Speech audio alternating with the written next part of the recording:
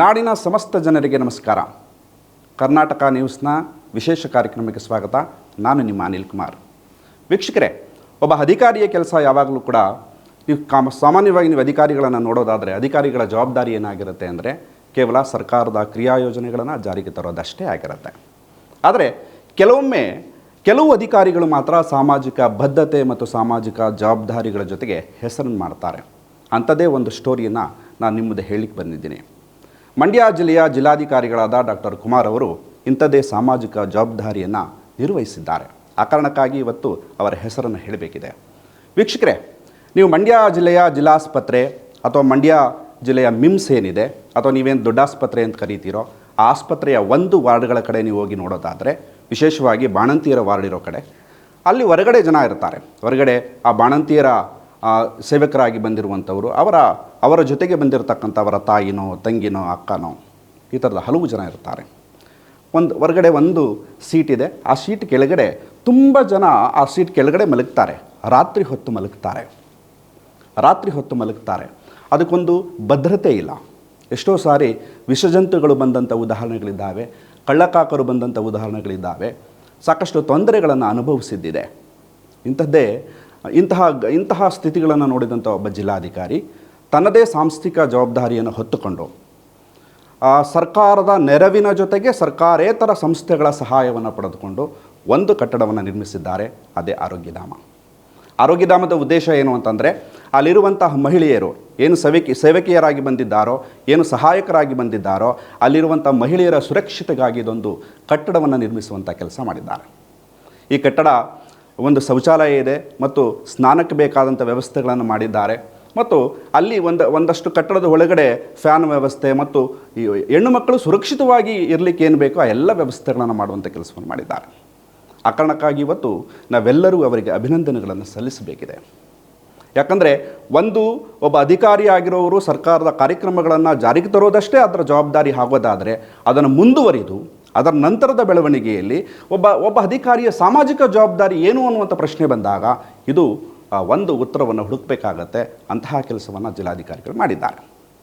ಇಲ್ಲಿ ಇರುವಂಥ ಆರೋಗ್ಯಧಾಮ ಏನಿದೆ, ಆರೋಗ್ಯಧಾಮದಲ್ಲಿ ಆ ಹೆಣ್ಣು ಮಕ್ಕಳು ಉಳ್ಕೊಳ್ಳಿಕ್ಕೆ ಮತ್ತು ಹೆಣ್ಣು ಮಕ್ಕಳು ಸುರಕ್ಷಿತವಾಗಿ ಇರಲಿಕ್ಕೆ ಒಂದಷ್ಟು ಸಾಮಾನ್ಯವಾಗಿ ನೋಡಿರ್ತೀರಿ. ಬಾಣಂತಿಯರು ಒಂದಷ್ಟು ದಿನಗಳ ಕಾಲ ಆಸ್ಪತ್ರೆಯಲ್ಲಿ ಉಳಿಯುವ ಸಂದರ್ಭ ಬಂದಾಗ ಅವರ ಸಹಾಯಕರಾಗಿ ಬಂದಂಥವರು ಒಂದಷ್ಟು ದಿನ ಅಲ್ಲಿ ಉಳಿಬೇಕಾಗತ್ತೆ.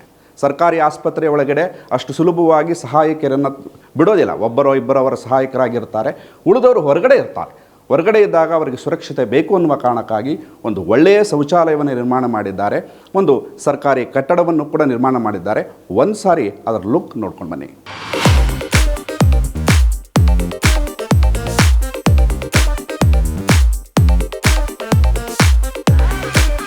ನೋಡಿದ್ರಲ್ಲ, ಇದು ಆರೋಗ್ಯಧಾಮ ಒಂದು ವಿಶಾಲವಾದಂಥ ಕಟ್ಟಡ. ಅದರಲ್ಲಿ ಹೆಣ್ಣು ಮಕ್ಕಳು ಉಳ್ಕೊಳ್ಳೋದಕ್ಕೆ ಬೇಕಾದಂಥ ಎಲ್ಲ ವ್ಯವಸ್ಥೆಗಳನ್ನು ಮಾಡಿದ್ದಾರೆ.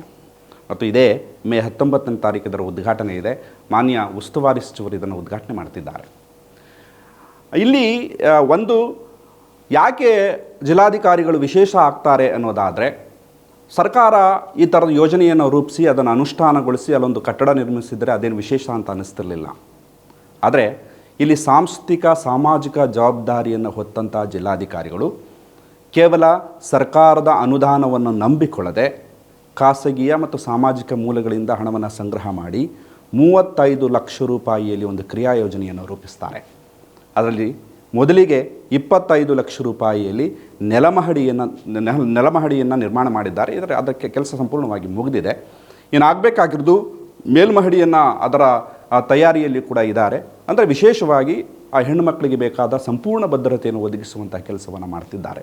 ಆರೋಗ್ಯಧಾಮ ಏನಿದೆ, ಆರೋಗ್ಯಧಾಮದ ಲಾಭಗಳನ್ನು ಕುರಿತು, ಆರೋಗ್ಯಧಾಮ ಎಷ್ಟು ಉಪಯೋಗಕಾರಿಯಾಗಿದೆ ಅನ್ನೋದ್ರ ಬಗ್ಗೆ ಅಲ್ಲಿರುವಂಥ ರೋಗಿಗಳ ಸಂಬಂಧಿಗಳನ್ನು ನಾವು ಮಾತಾಡ್ಸಿದ್ದೀವಿ. ಒಂದು ಸರಿ ಅವ್ರು ಏನು ಹೇಳ್ತಾರೆ ಕೇಳ್ಕೊಂಡ್ಬನ್ನಿ. ಮಂಡ್ಯ ಜಿಲ್ಲೆಯ ಸರ್ಕಾರಿ ಆಸ್ಪತ್ರೆಯಲ್ಲಿ ಇವಾಗ ಜಿಲ್ಲಾಡಳಿತದ ವತಿಯಿಂದ ತಂಗುದಾಣನ ಸ್ಟಾರ್ಟ್ ಮಾಡಿದ್ದಾರೆ. ಇದ್ರ ಬಗ್ಗೆ ಸಾರ್ವಜನಿಕರ ಅಭಿಪ್ರಾಯ ಕೇಳೋಣ ಬನ್ನಿ. ನಮಸ್ಕಾರ. ನಮಸ್ತೆ. ಜೈ ಹಿಂದ್, ಜೈ ಭಾರತ್. ನಮಸ್ತೆ ಸರ್. ಇಲ್ಲಿ ಈಗ ತಂಗುದಾಣನ ಸ್ಟಾರ್ಟ್ ಮಾಡಿದ್ದಾರೆ. ಹೌದು, ನಿಜ. ಹೌದು. ಇದ್ರ ಬಗ್ಗೆ ನಿಮ್ಗೆ ಏನು ಅನಿಸುತ್ತೆ? ಇದರಿಂದ ಸಾರ್ವಜನಿಕರಿಗೆ ಉಪಯೋಗ ಆಗುತ್ತೆ ಅನಿಸುತ್ತಾ? ಹೌದು, ನಿಜ. ಎಲ್ಲರಿಗೆ ಅನುಕೂಲ ಆಯ್ತಾ ಇದೆ. ಎಲ್ಲರಿಗೆ ತೊಂದರೆ ಏನೂ ಇಲ್ಲ, ಎಲ್ಲ ರೆಡಿ ಮಾಡ್ತಾವ್ರೆ. ಹಾಗಿದ್ರೆ ಈಗ ದೂರದಿಂದ ಇಲ್ಲಿಗ ಸಾರ್ವಜನಿಕರು ಬರ್ತಾರೆ, ಪೇಷಂಟ್ಸ್ಗಳು ಬರ್ತಾರೆ, ರೋಗಿಗಳು, ಅವ್ರಿಗೆಲ್ಲ ರಾತ್ರಿ ಹೊತ್ತು ಉಳ್ಕೊಬೇಕು ಅಂತ ಅಂದರೆ ಈ ಥರ ಪ್ಲೇಸ್ಗಳಿಗೆ ಚಾಪೆ ಹಾಸ್ಕೊಂಡು ಸಾರ್ವಜನಿಕರು ಇಲ್ಲೆಲ್ಲ ಇದ್ದಾರೆ ಅಲ್ವಾ? ಹೌದು. ಅದಕ್ಕೆ ಈ ಥರ ಒಂದು ಸಹಾಯನ ಮಾಡೋದಕ್ಕೆ ಜಿಲ್ಲಾಧಿಕಾರಿಗಳು ಮುಂದೆ ಬಂದಿದ್ದಾರೆ. ಇದ್ರ ಬಗ್ಗೆ ನಿಮ್ಗೆ ಅಭಿಪ್ರಾಯ ಏನಿದೆ? ಅದೆಷ್ಟೋ ಎಲ್ಲ ಗೊತ್ತಾಗಲ್ಲ ನನಗೆ. ನಾವು ಏನೋ ನಮ್ಮ ಹುಡುಗಿಗೆ ಕರ್ಕೊಂಡು ಬಂದಿದ್ದೀನಿ ಅಂತ ಇಲ್ಲಿ ಬಂದಿದ್ದೀನಿ. ಮಾತ್ರ ಒಳ್ಳೆಯದು ಐತೆ, ಅನುಕೂಲ ಐತೆ. ಬಾತ್ರೂಮ್ ಮಾಡವ್ರೆ, ಲೆಟ್ರಿಂಗ್ದು ಮಾಡವ್ರೆ, ಚೆನ್ನಾಗಿ ಕಾಣಿಸ್ತಾ ಐತೆ ಅಷ್ಟೇ. ನಮಸ್ತೆ ಅಮ್ಮ. ರಾಗಿ ಮುದ್ದಳೆ ಮೇಡಮ್. ಓಕೆ, ಈಗ ಬರೋವಂಥ ಸಾರ್ವಜನಿಕರಿಗೆ ಎಷ್ಟು ಉಪಯೋಗ ಆಗುತ್ತೆ ಈ ತಂಗುದಾಣ? ಜಾಸ್ತಿ ಉಪಯೋಗನೇ ಮೇಡಮ್. ಇಲ್ಲಿ ಬಂದಿರೋಗೆಲ್ಲ ಮನೆ ಕಳಕ್ಕೆ ಕೂತ್ಕೊಳ್ಳೋಕ್ಕೆಲ್ಲ ಉಪಯೋಗ ಇದೆ, ಅನುಕೂಲ ಆಗಿದೆ. ಹೊರಗಡೆ ಎಲ್ಲ ಮಳೆ ಚಳಿಲ್ಲ ನೆನ್ನಿತಿದ್ರು ಮಾಡಿರೋದು ಒಳ್ಳೆಯದಾಗೈತೆ. ಹೌದು ಮೇಡಮ್. ಬರೋವಂಥವ್ರು ಅಂತಂದರೆ ಈಗ ರಸ್ತೆ ಬದಿನೆಲ್ಲ ಚಾಪೆ ಹಾಸ್ಕೊಂಡು ಪಾಪ ಅಲ್ಲಿ ಬಿಸಿಲಲ್ಲೆಲ್ಲ ಮನೆ ಕತ್ತಾರಲ್ಲ, ಅಲ್ಲಿ ಇಲ್ಲಿ ಮನೆ ಕತ್ತಾರೆ, ಬೀದಿಲಿ ಎಲ್ಲ ಬದಿ ಗೊಜ್ಜೆ ಒಳಗೆಲ್ಲ ಮನೆ ಕತ್ತಾರೆ. ಅವ್ರಿಗೆಲ್ಲ ಒಳ್ಳೆಯದಾಗಿದೆ ಮೇಡಮ್. ಸೌಕರ್ಯ ಎಲ್ಲ ಚೆನ್ನಾಗಿದೆಯಾ? ಚೆನ್ನಾಗಿದೆ ಮೇಡಮ್. ಈಗ ಮತ್ತೊಬ್ಬ ಸಾರ್ವಜನಿಕರನ್ನ ಮಾತಾಡ್ಸೋಣ ಬನ್ನಿ. ನಮಸ್ತೆ ಸರ್. ನಮಸ್ಕಾರ ಕಣವ. ಸರ್, ನಿಮ್ಮ ಹೆಸರು? ನನ್ನ ಹೆಸರು TS ಶಿವಣ್ಣ ಅಂತೇಳಿ, ಬ್ರಾಕೆಟಲ್ಲಿ ಮರಿಜೋಗಪ್ಪ ಅಂತ ಹೇಳ್ತಾರೆ. ಊರು ಯಾವುದು ಸರ್? ನಮ್ಮದು ಮಳವಳ್ಳಿ ತಾಲೂಕು, ಮಂಡ್ಯ ಜಿಲ್ಲೆ, ಕಿರಗಾವಲು ಹೋಬಳಿ, ತಳಗವಾದಿ ಗ್ರಾಮ. ಮಳವಳ್ಳಿಯಿಂದ ಇಲ್ಲಿವರೆಗೂ ಬಂದಿದ್ದೀರಾ. ಇಲ್ಲಿ ವ್ಯವಸ್ಥೆ ಹೇಗಿದೆ? ಹಾಗೆ ಇಲ್ಲಿ ತಂಗುದಾಣ ಕೂಡ ಸ್ಟಾರ್ಟ್ ಮಾಡಿದ್ದಾರೆ. ಇದ್ರ ಬಗ್ಗೆ ಏನು ಹೇಳ್ತೀರಾ? ಅಂದ್ರೆ ಮೊದಲು ಬಂದಾಗ ಇಲ್ಲಿ ಇರೋಕೆ ಹೆಂಗಿರಬೇಕು, ಏನು ಮಾಡಬೇಕು ಅನ್ನುವಂಥದ್ದು ಭಾಳ ಹಿಂಸೆ ಆಯ್ತಾಯಿತ್ತು. ಈಗ ಇವತ್ತಿನಿಂದ ಏನಪ್ಪ ಅಂದರೆ ನೆನ್ನೆಲ್ಲ ಓಪನ್ ಮಾಡಿ ನಾವು ಅಲ್ಲೆಲ್ಲ ಮಲಗಿದ್ದು. ಅಂದರೆ ಸ್ಪ್ಯಾನು, ಮೊಬೈಲು ಸ್ವಿಚ್ ಆಫ್ ಆಯಿತು ಅಂದರೆ ಚಾರ್ಜರ್ ಹಾಕೋಕ್ಕೆ, ಕೆಳಗೆ ತಣ್ಣಗೆ ಅಂದರೆ ಬಂದಾಗ ಸೊಳ್ಳೆ ಅವು ಇವೆಲ್ಲ ಕಡಿದು ಎಲ್ಲ ಇದಾಯ್ತಿತ್ತು. ಈಗ ಪಕ್ಕದಲ್ಲೇ ಶೌಚಾಲಯ ಮಾಡವ್ರೆ, ನೀರಿಗೆ ತೊಂದರೆ ಇತ್ತು. ಆಮೇಲೆ ಇದೇವು ರಮ್ಯಾ ಕ್ಯಾಂಟೀನವರು ಪಾಪ ಬಿಸಿನೀರು ಈಗ ಬಸ್ರಿ ಬಾಣ್ತಿರಿಗೆ ಬಿಸಿನೀರು ಬೇಕೇ ಬೇಕು. ಆ ನೀರಿನ ಸೌಲಭ್ಯ ಮಾಡ್ತಾವ್ರೆ ಪುಣ್ಯಾತಮರು. ಬಿಸಿನೀರು ಯಾರೇ ಹೋದ್ರು ಬಿಸಿನೀರು ಕೊಡ್ತಾವ್ರೆ ಅವ್ರಿಗೊಂದು. ಆಮೇಲೆ ಈ ಶೌಚಾಲಯ ಮಾಡವ್ರೆ ಅವ್ರಿಗೊಂದು. ಆಮೇಲೆ ಇದೇನಪ್ಪ ಇಲ್ಲಿ ನಮ್ಮ ಈ ತಂಗುದಾಣ ಮಾಡೋರಲ್ಲ, ಈಗ ತಂಗುದಾಣ ಮಾಡೋರಲ್ಲ ಸಾರ್ವಜನಿಕರಿಗೆ, ಇವತ್ತು ಯಾರೇ ಬಂದರೂ ಅದೊಂದು. ಆಮೇಲೆ ಅದಕ್ಕಿಂತ ಹೆಚ್ಚಾಗಿ ಏನಪ್ಪ ಅಂದರೆ ಈ ಮಮತೆಯ ಮಡಿಲು ಅನ್ನುವಂಥವ್ರು ದಿನಕ್ಕೆ 3 ಸಾರಿ, ಬೆಳಗಿನ ಟೈಮಲ್ಲಿ 1 ಸಾರಿ, ಮಧ್ಯಾಹ್ನಕ್ಕೆ 1 ಸಾರಿ, ರಾತ್ರಿಗೆ 1 ಸಾರಿ ಅವರು ದುಡ್ಡು ಕಾಸಿತ್ತು ಅಂದರೆ ಬೇಕಾದ್ರೆ ಖರ್ಚು ಮಾಡಿಬಿಡ್ತಾರೆ, ಅನ್ನ ಕೊಡ್ತಾರೆ. ಅದಕ್ಕೆ ಹೇಳ್ತಾರೆ ಹಿರಿಕರು ಏನಂತ, ಯಾಲಕ್ಕಿ ಎಲದಾನ ತಣ್ಣೀರು ಪುಣ್ಯಸ್ಥಾನ ಬೆಂದನ್ನ ದಾನ ಹನದಾನಿ ಮಠದಲ್ಲಿ. ನಿಜವಾಗಲೂ ನಮ್ಮ ಆದಿ ಚುಂಚನಗಿರಿ ಮಠದಲ್ಲಿ ಯಾವ ರೀತಿ ಅನ್ನ ದಾಸೋಹ ನಡೀತದೆ, ಸಿದ್ಧಗಂಗಾ ಮಠದಲ್ಲಿ, ಈ ಧರ್ಮಸ್ಥಳದಲ್ಲಿ ಆ ಥರ ಆ ಪುಣ್ಯಾತ್ಮರು ಈ ಮಮತೆಯ ಮುಡಿಲು ಅನ್ನುವಂಥ ಇದ್ರ ಕಾರ್ಯಕ್ರಮದವರು ನನಗೆ ಭಾಳ ಸಂತೋಷ. ನಮಗೂ ಇಲ್ಲಿ ಬಂತಾವಿಂದಲೂ ದುಡ್ಡಿರು ಖರ್ಚು ಮಾಡ್ಕೊತೀವಿ, ಅನ್ನ ಕೊಡ್ತಾವ್ರೆ, ಹೋಟ್ಲವ್ರು ಬಿಸಿನೀರು ಕೊಡ್ತಾವ್ರೆ. ನಿಜವಾಗ್ಲೂ ಹೇಳ್ಕೋಬೇಕು ಅಂದ್ರೆ ಆ ಹೋಟ್ಲವ್ರಿಗೂ ಧನ್ಯವಾದ ಹೇಳ್ಬೇಕು, ಈ ಮಮತೆ ಮುಡ್ಲಿನವ್ರಿಗೂ ಹೇಳ್ಬೇಕು, ಈ ನಮ್ಮ ಹಾಸ್ಪಿಟ್ಲ ಈ ವೃಂದದವರು ಅಂಥವ್ರಿಗೆಲ್ರಿಗೂ ಭಗವಂತ ಆಯುಷ ಆರೋಗ್ಯ ಕೊಡಲಿ, ಸಕಲ ಭಾಗ್ಯ ಕೊಡಲಿ, ಇಷ್ಟಾರ್ಥ ಸಿದ್ಧಿ ಮಾಡಲಿ ಆ ಕಾಲಭೈರವೇಶ್ವರ.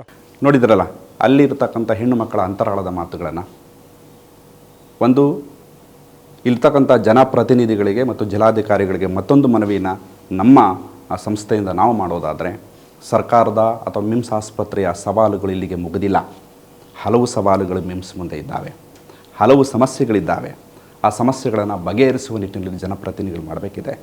ಕ್ಯಾನ್ಸರ್ ಆಸ್ಪತ್ರೆಯ ಕನಸು ಕನಸಾಗೇ ಉಳಿದಿದೆ. ಇವತ್ತಿಗೂ ಕೂಡ ಅಲ್ಲಿರುವ ಶೌಚಾಲಯಗಳು ಸರಿ ಇಲ್ಲ ಅನ್ನುವಂತಹ ಆರೋಪಗಳು ಕೇಳಿ ಬರ್ತಿದೆ. ಅಲ್ಲಿರ್ತಕ್ಕಂಥ ವೈದ್ಯಾಧಿಕಾರಿಗಳೇನಿದ್ದಾರೋ ವೈದ್ಯಾಧಿಕಾರಿಗಳ ಸರ್ವಿಸ್ಗಳು ಇನ್ನೊಂದಷ್ಟು ಹೆಚ್ಚಾಗಬೇಕಿದೆ. ಬೇಕಾದಂಥ ವೈದ್ಯರ ಸಂಖ್ಯೆಯೂ ಕೂಡ ಹೆಚ್ಚಾಗಬೇಕಿದೆ. ಅಲ್ಲಿರುವಂಥ ಮೂಲಭೂತ ಸಮಸ್ಯೆಗಳಿಗೆ ಪರಿಹಾರಗಳನ್ನು ಹುಡುಕಬೇಕಿದೆ. ಜಿಲ್ಲಾಧಿಕಾರಿಗಳೇ, ನೀವು ಮಾಡಿರುವ ಕೆಲಸಕ್ಕೆ ನಮ್ಮ ಪ್ರಶಂಸೆ ಇದೆ.